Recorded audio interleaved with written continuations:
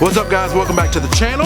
Thank you so much for tuning in today. Now, as you guys know, 2018, unbelievable. Had a great year, a lot of good growth. We bought a lot of new stuff, did a lot of new cool stuff, but it ends with New Year's Eve, probably the biggest celebrations you guys have, I have. All of this culminates on New Year's Eve, and it turns out to be typically a really good party. Now, this year, I actually was not in the country. I had all my guys, Blake and Bryson and Trey and Christian and Joe running lights, as well as a subcontracted company running lasers. Now, this was probably one of the bigger productions that I did this year, and it's nice to be able to step away and not have to be there for every show. On this job, there was actually nothing I could do about it. I was out of the country, my phone was off, so if something was gonna go wrong, it was gonna go wrong, and I'd find out when I got back. But that's just one of the things that as you get bigger and as you grow, you're not gonna be able to be at every show. Now, some of the bigger ones, it's always nice to at least show face, but again, it's not always gonna happen. My gracious intern Trey must have left his camera at home because everything I got is coming off of social media, so it really doesn't do it all that much justice, but I figure it's better than showing you nothing.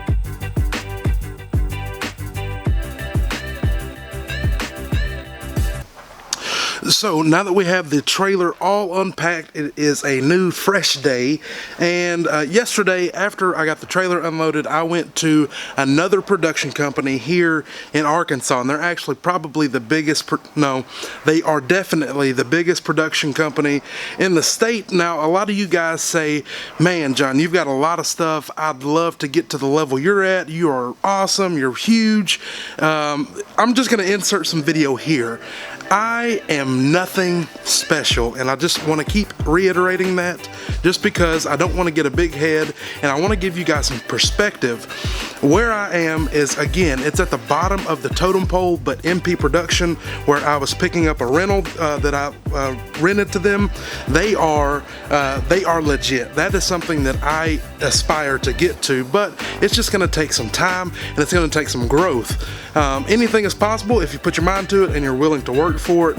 But guys, just remember, just because you see my shop full of gear and equipment, remember there's always bigger fish in the sea. Now, to get things started, right here we've got two of the American DJ Dots T-Par systems. What we did is we actually mounted them sideways on the truss to light the stage that was on the inside of the event space. This was actually indoor-outdoor. On the indoor, they had a live band with a little stage, small setup, and then on the outdoor is where we did our big setup. So the Dots T-Par did a good job of washing. It was like a 16-foot stage that they had in there, and I can't speak highly enough for the lights. They work well, and I've been using them for years. I don't like people unloading the trailer without me here. I had them pack the trailer and drop the trailer off at the warehouse, and then I'm gonna unload it when I get back. The main reason why is because even though the guys, they know the system, sometimes things just get misplaced. I've got 3 boxes of uplights with 12 lights in them, and I've got them all numbered. So you can see on the back, I've got them numbered. This is number 24, and its DMX address is 164. That's for the basic setup every single time. Now, this is light number 24. It's in box 1 through 12, and it's supposed to be in box 13 through 24. So this is the stuff that people don't see. You're not gonna get paid for, but it's just to keep things organized and ready to go for next time. Also, these weren't plugged in back to the box, so I can simply, for the next uplighting job, plug the box in instead of having to go through and open them up, make sure they're all plugged together, so on and so forth. So this is the main reason, one of the main reasons why I like to just go through, do a little quick inventory check, make sure everything where it's supposed to be, and then we put it away for storage. But the uplights, we use on the inside and the outside to just kind of throw off some light on the outside of the building to draw attention, and then on the inside to make it look nice. Now that I've got the fixtures plugged in and ready to go for next time so I can just simply charge them, you know, you leave little mental notes for your team. This is like a teaching moment, so it's impossible for them to miss that before they shut the lid down. So the next time they will know, hey, before I close this lid, I need to go through, make sure these are plugged in. It makes it easier the next time that they go out. Moving on with our lighting rig, we took out the Chave Legend Wash 412 fixture. So this is one of the older legacy units, but they still do well. And again, just another teaching moment. Normally we case them with the clamshell open, and these got cased with the clamshell shut. I would think that you'd know because it doesn't shut as well, but now we've got to go through and replace this foam that gets tore up because these gets left closed instead of open. So another teaching moment. This is why you just kind of go through after every show, make sure everything is how it's supposed to be. Make sure you've got your clamshells open, all your power cables in, your adapters, and there's also another light that's supposed to go there, but I know what that is. Alright, so along with the Legend 412s that we put up, we also had 6 of the 7R beams from Rasha Professional go out. I've already opened them up, make sure that all of them have safeties on them. The cool thing about these cases here is all of the hardware goes down in that little slack there. The shop is looking better already. We don't have as big of a pile in the middle.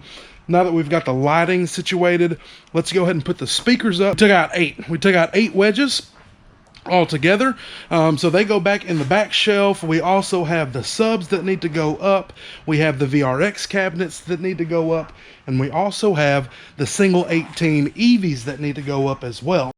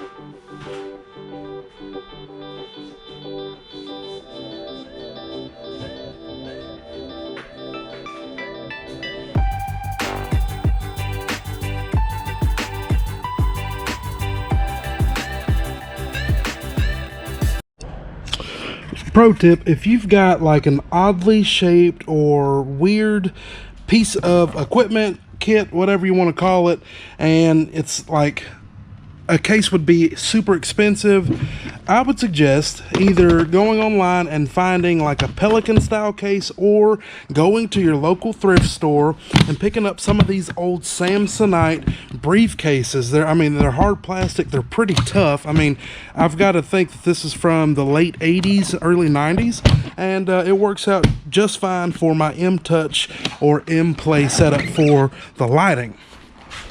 For the most part, we've got the sound rig put up. Now this is the X32 monitor front of house console with all of the wireless mics and wireless support in it. Pretty big case, but there's a lot that's packed into there. It really works out well. We've got the JBL STX 828s put up. On the other side, you can see the single 18 EVs. We've got all the wedges that I have here at the shop up.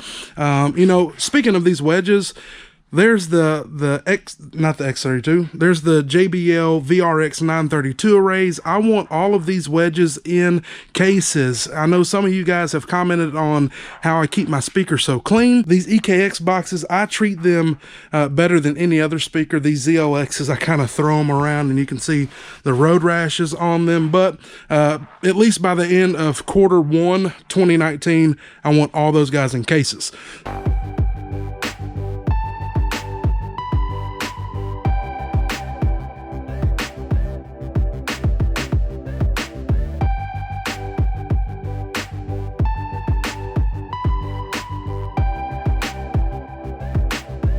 We also use the cold spark machines. A lot of you guys have asked me, where did I get these? I've got Sparkular on there, but they're not the real Sparkulars. I got these from ArtFox. So for 4 units a case, a whole bunch of powder, all that stuff, I've got about 2,500, 3,000 somewhere invested in there. So we did that right at the ball drop. I'm still trying to work out good pricing on them so I can get them out for wedding clients, but for events that don't have problems with the budget, these are great. As you can see, the shop is starting to look more and more normal. I'm going to take these VRXs up and hang them later. I got my truss that I usually have up back to trim. Oh snap, I tell you guys, I bought a freaking jukebox. Look at this. Tell me that's not going to be a cool addition to the conference room. I think that's going to be dope. It does work. It just needs a little help, but that's okay. In here are the chain motors I picked up from the rental house yesterday, along with some cabling. And then we've got a simple plexiglass drum shield. I would highly recommend this for anybody that's looking to get into production, that's doing anything in a small venue indoors. This is going to help you kind of decrease the overall volume, because we all know that drums in particular indoors mic'd up, it's tough. So all right, so we're back in the office, and that's pretty much it. I took all the stuff out of the trailer that we used for the event, all the lighting, all the sound. Overall, the entire event went off without a single hitch. We did have a little bit of working problems with the laser company, but at the end of the day, the client never knew any different. Everybody got paid, everybody goes home happy. Next year I will actually be at this event, so I'll be able to see everything go from an operation standpoint. But it is nice being able to just say, hey, I'm going on vacation, let my operations manager Blake take care of everything, and you know, it's all said and done and I don't have to worry about it. I know Blake is always going to try to produce the best outcome possible, because he cares about this company just like I do. At the end of the day, if you want to grow, you've got to find people that care about your product as much as you care about your product. It is a little hard, but you can find those gems out there.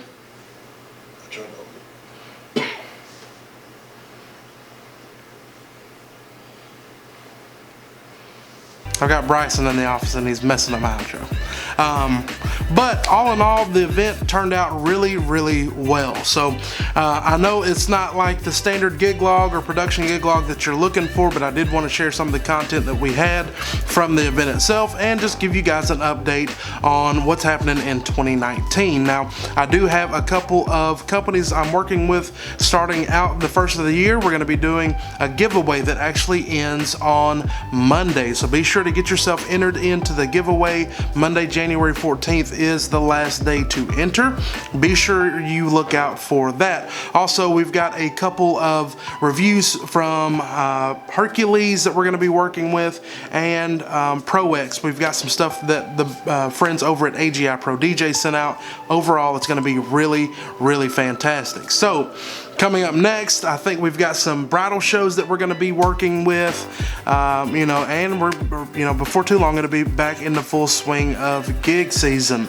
We're also going to continue and wrap up our pro audio rig, finishing up with networking, snakes, lighting, and all of that stuff. So we'll bring that to a close, and just general stuff around the office and shop that you guys want to learn and take a look at. So until next time, I appreciate you guys tuning in. We will see you soon.